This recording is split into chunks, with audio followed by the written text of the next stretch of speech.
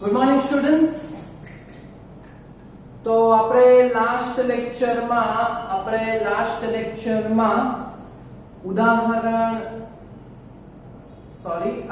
સ્વાધ્યાયનો કંઈક શ્રેણી અને સમાંતર જોડાણ ઉપરથી સ્વાધ્યાયનો છઠ્ઠો અને સાતમો દાખલો ને સોલ્વ કર્યો.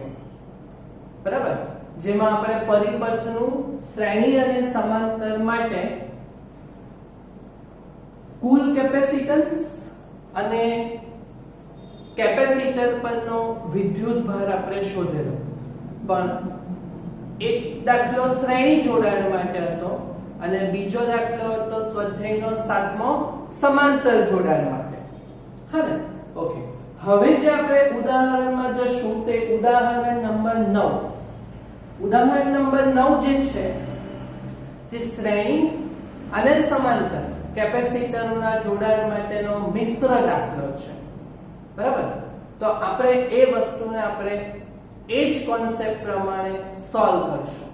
બરાબર, એટલે જો ઉદાહરણ નંબર 9 પૂછવાનું હોય તમને એક્ઝામમાં તો એ 4 માર્ક્સ માટે કન્સિડર થઈ શકે. ઓકે, તો એકદમ ઈઝી દાખલો છે, શાંતિથી તમારે આ દાખલાને સમજવાનો છે. ઓકે, ચાલો તો જોજો કે આકૃતિમાં દર્શાવેલ 10 માઇક્રોફેરેડ નું કેપેસિટન્સ ધરાવતા નેટવર્કને, એટલે આકૃતિમાં જો કેપેસિટન્સ નું નેટવર્ક છે, 4 કેપેસિટરો છે C1 C2 C3 અને C4. ચારે ચારના કેપેસિટન્સ કેટલા લેવાના કીધેલા છે? 10 માઇક્રોફેરેડ. એટલે C1 પણ 10 માઇક્રોફેરેડ, C2 પણ 10 માઇક્રોફેરેડ, C3 પણ 10 માઇક્રોફેરેડ અને C4 પણ 10 માઇક્રોફેરેડ. બરાબર? ઓકે. હવે આ જે કેપેસિટર 4 કેપેસિટરોનું નેટવર્ક છે ચોરસ જેવું, બરાબર, એના આ બે છેડા વચ્ચે 500 વોલ્ટનો સપ્લાય જોઈન્ટ કરેલો છે. 500 વોલ્ટ વિદ્યુત સ્થિતિમાન લાગુ પાડેલ છે. બરાબર, તો આ નેટવર્કનું બે સવાલ છે. આ નેટવર્કનું કુલ કેપેસિટન્સ પણ શોધવાનું છે શ્રેણી સમાંતરના કોન્સેપ્ટનો યુઝ કરીને, અને દરેક કેપેસિટર પર વિદ્યુત ભાર પણ શોધવાનો છે. અચ્છા, વિદ્યુત ભાર શોધવો હોય તો કઈ ટોપ નથી ખોલવાની. વિદ્યુત ભાર Q બરાબર CV ઉપરથી શોધી શકાશે. ઓકે, ચાલો તો પહેલા સવાલને આપણે સોલ્વ કરીશું કે નેટવર્કનું આ દર્શાવેલા પરિપથનું કુલ કેપેસિટન્સ શોધવાનું. બરાબર, પણ પહેલા સમજો કે શ્રેણી અને સમાંતર તમે નક્કી કેવી રીતના કરે. તો તમે યાદ એવી રીતે રાખેલ છે કે એક લાઈનમાં હોય તો શ્રેણી અને ઉપર નીચે હોય તો સમાંતર, જે તમે બેઝિક કોન્સેપ્ટ આવો યુઝ કરતા છો. બરાબર, ઓકે. પણ એને જરા પ્રોપર સમજો કે વિદ્યુત ભારનું જ્યારે વિભાજન થતું હોય તો ત્યારે સમાંતર જોડાણ, પછી એક જ વિદ્યુત ભાર પસાર થતો હોય તો ત્યારે શ્રેણી જોડાણ. એક્ચ્યુઅલમાં આ કોન્સેપ્ટ યુઝ થાય. બરાબર, ચાલો જો એ વસ્તુને સમજો કે વિદ્યુત ભાર ક્યાંથી નીકળે તો બેટરીમાંથી નીકળે, બેટરીના ધન છેડામાંથી. ચાલો તો આ બેટરીનો ધન છેડો છે 500 વોલ્ટ સપ્લાય. અચ્છા, એમાંથી જે વિદ્યુત ભાર આવ્યો તે અહીંયા રહીને આ A બિંદુ આગળ પહોંચશે. એટલે A બિંદુ આગળથી પછી બે રસ્તા પડતા છે. હા ને? તો થોડોક વિદ્યુત ભાર C4 માં જાય તો બાકીનો C1 માં જાય, પછી C1 C2 અને C3 ત્રણે ત્રણમાં વિદ્યુત ભાર તો સમાન આવવાનો ને, એટલે પહેલા તો C1 C2 અને C3 ના જોડાણ એ શ્રેણી જોડાણ થયા. હા, હું સમજાવું છું તે સમજો. દાખલો એકદમ ઈઝી છે. દાખલામાં કઈ તો શ્રેણી સમાંતર સમજવાનું જરૂરી છે. ઓકે, તો પાછું જો અહીંયાથી વિદ્યુત ભાર નીકળે ને સપ્લાયમાંથી. ઓકે, આ વિદ્યુત ભાર અહીંયા A બિંદુ આગળ પહોંચે એટલે બે રસ્તા પડ્યા. એટલે આમાંથી થોડો વિદ્યુત ભાર જાય ને આમાંથી વિદ્યુત ભાર જશે. એટલે આમાંથી જે વિદ્યુત ભાર જાય તે આમાં અને આમાં સેમ આવશે. પછી એ વિદ્યુત ભાર અહીંયા ભેગો થઈ જાય, પેલો આ વિદ્યુત ભાર અહીંયાથી ગયેલો તો અહીંયા ભેગો, એટલે પાછા આવી જાય ને બેટરીમાં કુલ વિદ્યુત ભાર. તમને સમજ પડી કે નહીં પડી? એકદમ ઈઝી છે ને? એકદમ ઈઝી છે ને? હા, તો હું એ જ કહું. જો એટલે અહીંયાથી જે વિદ્યુત ભાર અહીંયાથી બે રસ્તા પડ્યા, તો આમાંથી તો 3 એ 3 માંથી સેમ વિદ્યુતભાર જવાનો ને, એટલે C1 C2 અને C3 નું જોડાણ શ્રેણી કહેવાશે. હા ને? ઓકે, પહેલા એ લોકોનું C1 C2 C3 નું આપણે કેપેસિટન્સ શોધશું, કુલ કેપેસિટન્સ શ્રેણી જોડાણ ઉપરથી, ને એનો જે જવાબ આવે તે આ C1 C2 અને C3 આ એક લાઈનમાં છે એમ કહેવાય ને, તે C1 C2 અને C3 તે C4 સાથે સમાંતર જોડાણમાં છે એમ કહેવાશે. એટલે C1 C2 C3 નું જે કુલ કેપેસિટન્સ આપણે શોધશું તે C4 સાથે સમાંતર જોડાણમાં રહેશે. ને સમાંતર જોડાણમાં થઈ જાય એટલે ચારે ચાર કેપેસિટરનું સંયોજન આપણે પતાવી દઈએ. હે ને? તો એ આપણું કહેવાશે કુલ કેપેસિટન્સ. બોલો સમજ પડી? જો ચાલો શાંતિથી સોલ્વ કરીએ. પહેલા શું છે અહીં બોલો? પહેલા શું છે અહીં? C1 C2 અને C3 શ્રેણી જોડાણમાં છે, એટલે અહીં C1 C2 અને C3 એ કયા જોડાણમાં છે? શ્રેણી જોડાણમાં. હા, તો પહેલા એ લોકોનું કેપેસિટન્સ શ્રેણી જોડાણ છે. સમાંતર હોય તો સસમાંતર સીધો સરવાળો, તો શ્રેણી જોડાણ હોય તો ઉલટો સરવાળો. તો ધારો કે C1 C2 અને C3 નું કુલ કેપેસિટન્સ શું મિક્સચર વાળું એટલે C123 કહી દો, તો સૂત્ર શું આવશે? 1/C123 બરાબર આ લોકોનું કુલ કેપેસિટન્સ શોધીએ ને ત્રણ જણાનું, તો 1/C123 બરાબર 1/C1 વત્તા 1/C2 વત્તા 1/C3. બરાબર? ચાલો હવે C123 આપણે શોધીએ, એટલે 1/C123 બરાબર આ લોકોના કેપેસિટન્સ તો બધાના 10 માઇક્રોફેરેડ ના છે સેમ, એટલે 1/10 વત્તા 1/10 વત્તા 1/10 થશે. ચારના કેપેસિટન્સ ના મૂલ્યો સેમ છે. ઓકે, ચાલો તો 1/C123 બરાબર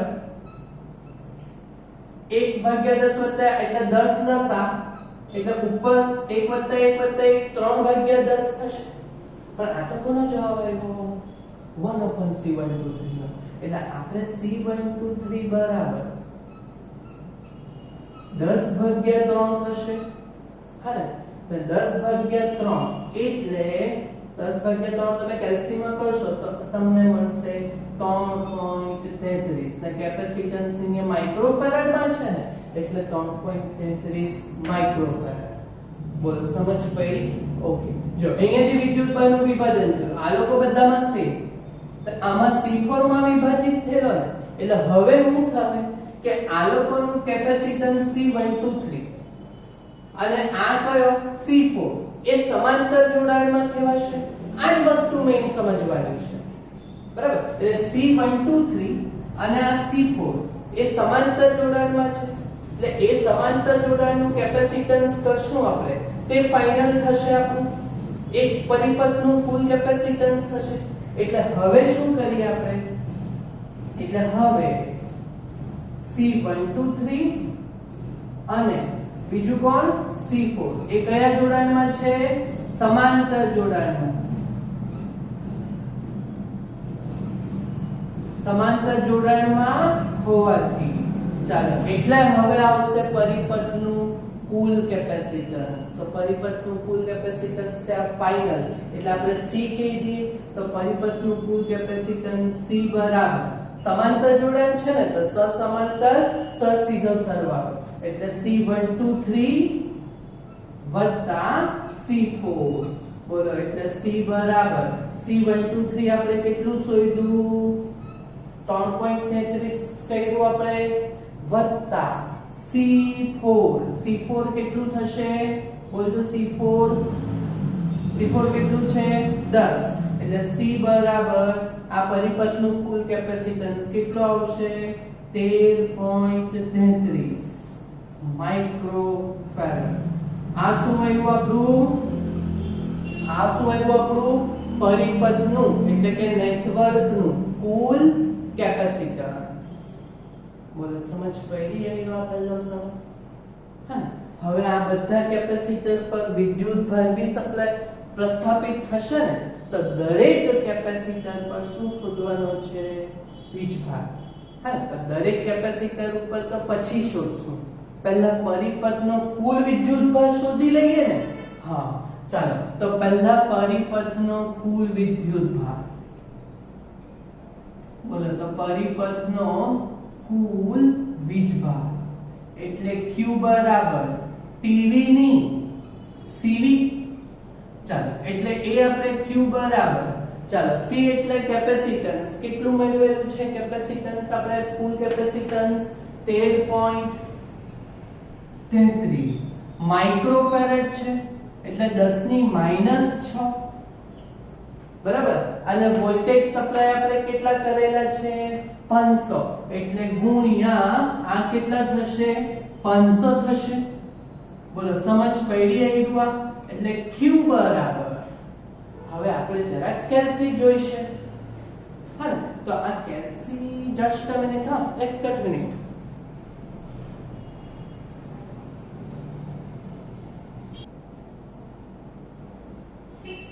હા, તો આ 13.33 ગુણ્યા 500, અચ્છા એ થશે આપણું 6665 અને ગુણ્યા 10 ની -6. આ વિદ્યુતભાર આપણો કુલમ્બમાં આવ્યો બરાબર. એટલે આપણે આ તે સ્ટાન્ડર્ડ ફોર્મમાં ફેરવી દો.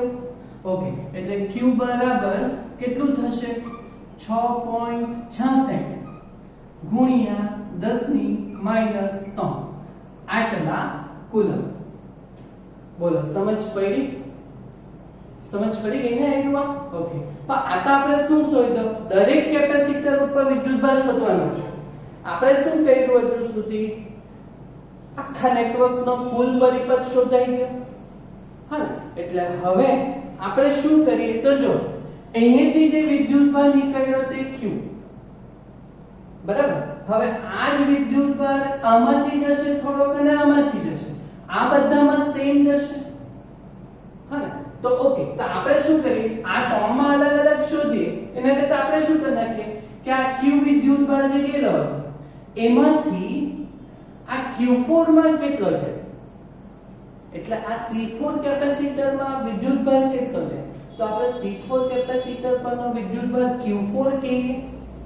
હા, તો Q4 બરાબર, અચ્છા Q બરાબર C, તો Q4 બરાબર C4 * V. અને વોલ્ટેજ જો C4 ના બે કેપેસિટન્સ ઉપર 500 વોલ્ટ જ જતા છે, એટલે આપણે C4 પરનો વિદ્યુતભાર શોધી કાઢીએ. તો બોલો શું કરશું આપણે, એટલે હવે C4 પરનો વિદ્યુતભાર, બોલો C4 પરનો વીજભાર એટલે આપણે Q4 કહેશું. તો અચ્છા Q4 એટલે C4 * V થશે. વોલ્ટેજ તો આ બેઠા 500 જતા છે C4 ના બે છેડા ઉપર. ઓકે, તો C4 ની વેલ્યુ કેટલી છે 10 માઇક્રોફેરેડ, એટલે 10 ગુણ્યા 10 ની -6 અને આ કેટલા છે વોલ્ટેજ 500. ઓકે, તો પછી આ કેટલું થશે 5000 ગુણ્યા 10 ની -6 કુલમ. ઓકે, તો અહીંયા શું લખાશે 5 ગુણ્યા 10 ની -3 કુલમ વિદ્યુતભાર લખાશે. આ કોના ઉપરનો વિદ્યુતભાર આવ્યો C4 પર. હા, એટલે જો ટોટલ આમાંથી કેટલો વિદ્યુતભાર નીકળતો હતો 10 ની -3 માં 6.66. હા, એમાંથી આ C4 માં કેટલો ગયો 5 10 ની -3. તો આ લોકો ત્રણમાંથી વિદ્યુતભાર કેટલો જશે, એ તો સરખો જ જશે ને. હા, તો જો સમજો એકદમ બેઝિક કોન્સેપ્ટ સમજો. ધારો કે 50 પબ્લિક અહીંયાથી નીકળ્યું, હા, તો આમાંથી 40 છે, તો આમાંથી 10 જણા જવાના. આ વસ્તુનું હું સમજાવું છું કે કુલ કેટલો વિદ્યુતભાર છે 6.66 10 ની -3 માં. હા, આ તો અહીંયા આનામાં કેટલા ગયા 5, તો આ લોકો ત્રણમાં કેટલા જશે વિદ્યુતભાર, તો 6.66 માંથી 5 બાદ કરી નાખીએ તે જવાબ આવવાનો કે નહીં આપણો, હે ને. એટલે માટે એટલે હવે C1 C2 અને C3 પરનો વીજભાર, બોલો C1 C2 અને C3 પરનો વીજભાર એટલે એ આપણે કહીએ Q1 Q2 અને Q3. બોલો આ વીજભાર આ લોકો ત્રણ ઉપર કેટલો જશે, તો ટોટલ કેટલો હતો કેપિટલ Q, એમાંથી આમાંથી કેટલો ગયો Q4, એટલે Q માઇનસ Q4. બોલો Q માઇનસ Q4 એટલે 6. આ 6.665 જેવું આવતું હતું હે ને? ઓકે, તો 6.665 ગુણ્યા 10 ની માઈનસ 3 ઓછા 5 ગુણ્યા 10 ની માઈનસ 3. ઓકે, તો આ 10 ની માઈનસ 3 તો સામાન્ય. ઓકે, અને 6.665 માંથી 5 બાદ કરો. ઓકે, તો એ કેટલો આવશે? 1.665 ને આ વિદ્યુત ભાર આવ્યો તે શેમાં? કુલંબમાં. બોલો, વસ્તુ ખબર પડી? આ Q1 બરાબર Q2 બરાબર Q3 એટલે આ તમારે ત્રણ કેપેસિટર પરનો વિદ્યુત ભાર. બોલો, ઈઝી છે કે નહીં દાખલો? પતી ગયું ને? હા, બંને સવાલના જવાબ આપી દીધા આપણે. સમજ પડી તમને? દાખલામાં આવડશે, એકદમ ઈઝી છે. હા ને? આપણો બેઝિક કોન્સેપ્ટ ને જ આપણે યુઝ કરેલો છે. તો બોલો, કુલ કેપેસિટન્સ શોધતા આવડ્યું? પરિપથનો કુલ વિદ્યુતભાર પહેલા શોધી જ કાઢો, પછી આના ઉપરનો શોધીને આપણે પહેલા લોકોના બાદબાકીમાં લઈ લીધેલો છે. ક્લિયર? આવડશે? આવડશે ને? ઓકે, તો આટલું કમ્પ્લીટ થશે. ઓકે, ચાલો ફાઇન, તો આટલું કમ્પ્લીટ કરજો. હા.